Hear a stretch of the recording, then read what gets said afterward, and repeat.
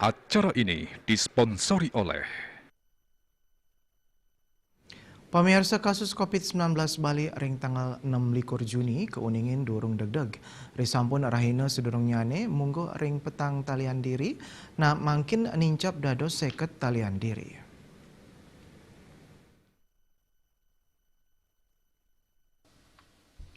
Ngenenin pasien padem durung kauningin, asa punika taler pasien kenak ngelangkungin akidik saking wilangan kasus, inggih punika kali dasa talian diri.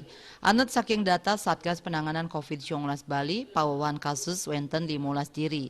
Dados nyane wilangan kumulatif kasus COVID-19 Bali, langkungan 150 talian diri. Pawawan kasus pinih ageng rauh saking Badung wenten 26 diri. Raris wenten Denpasar antuk 14 diri, Gianyar petang diri Buleleng kali diri, Jembrane miwah Tabanan suang-suang wantah adiri.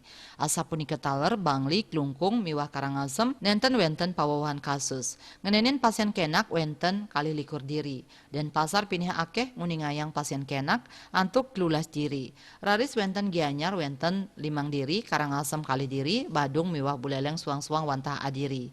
Jembrane Tabanan Bangli miwah Klungkung kauningin nenten nguningayang pawawan pasien kenak dados nyani wilangan kumulatif pasien padem kantun degdeg. Selanturnya nih kewentenan kasus aktif wenten samas ulung dasa kali diri. Dia Dewi Bali Pos nguningayang.